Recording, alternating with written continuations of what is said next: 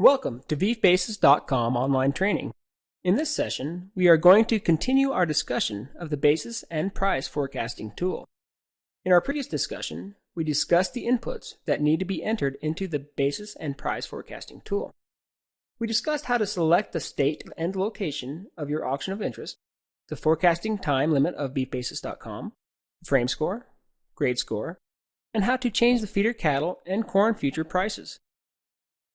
In this session, we will discuss the outputs of the basis and price forecasting tool, the model estimated feeder cattle basis, the expected price, the confidence intervals, optimal hedge ratio, number of calves hedged per contract, and how to use the feeder cattle model matrix. Now the tool will show the output once the run button has been clicked. Now let's talk a little bit about the model estimated feeder cattle basis. In our discussion in the first chapter, basis was defined as future price minus actual price. Actual price being the cash price you received. A positive basis meant you received more for your cattle than the future price, and a negative basis meant you received less than the future price. The expected basis is calculated using the entered characteristics of your cattle: sex, frame, grade, weight, selling date, and number of head being sold. Now let's talk about the expected cash price. Here. We will skip the confidence interval for basis for now, but we will come back to it shortly. The expected cash price is the future price plus the expected basis.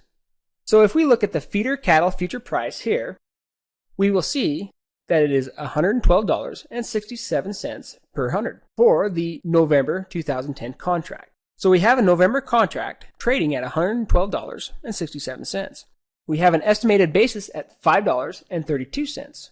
Our basis equation is cash minus future price equals basis.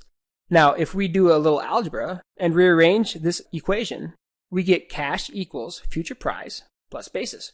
Or in our case, $112.67 plus $5.32 gives us a cash price of $117.99 per hundred. Now the expected price reported by BeefBasis is what is known as a point estimate. Point estimates can be valuable. However, we shouldn't focus on them entirely because they are hardly ever right. Now let's think about this a little bit. Okay, say we want to sell some cattle today, and we enter Montana as the state that we're going to sell them in, and the location is public auction yards in Billings. And we enter all this information in, and we click run, and we see that we're going to have a basis of $5.32, and we expect a cash price of $117.99. Well, we take our cattle up there and we sell them, and they sell for $117.51 per hundred. Now, was the tool wrong? Well, I think we would all agree that the tool is right, even though they didn't sell for exactly $117.99.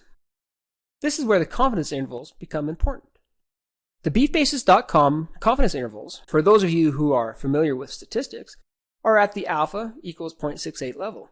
For those of you who aren't familiar with statistics, it simply means this: approximately 7 out of 10 times, the cash price received from your animals will fall between the lower and upper confidence interval.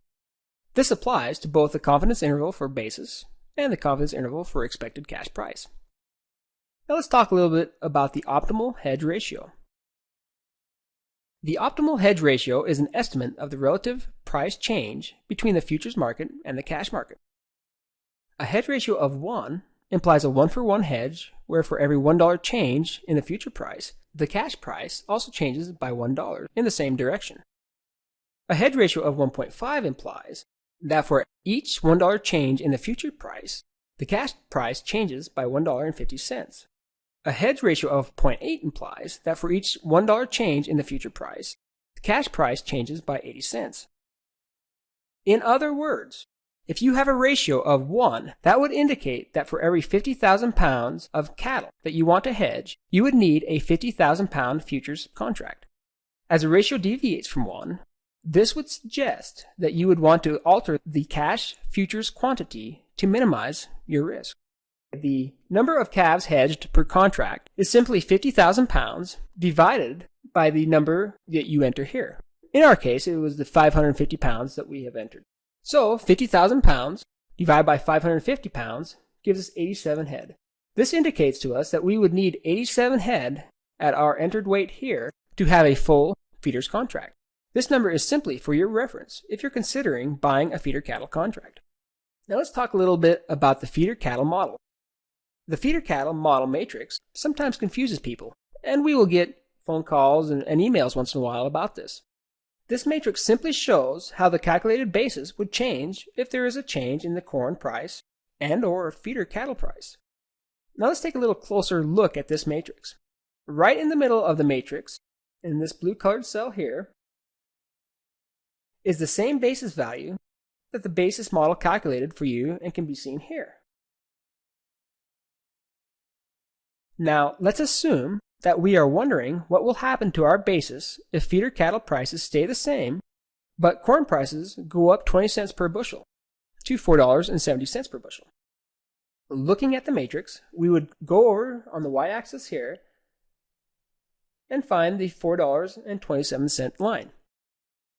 We would follow this line until it intersected the $112.67 column right here.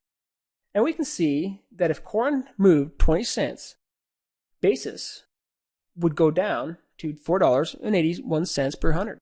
Now, if we wanted to do this for feeder cattle prices and see how basis would change when feeder cattle prices moved, we would follow the same procedure, except we would use the x-axis instead of the y. Now these two boxes down here, the incremental value for corn price and the incremental value for feeder price, are simply used to scale the matrix. Right now, the matrix moves in 20-cent increments for corn and $2 increments for feeder cattle.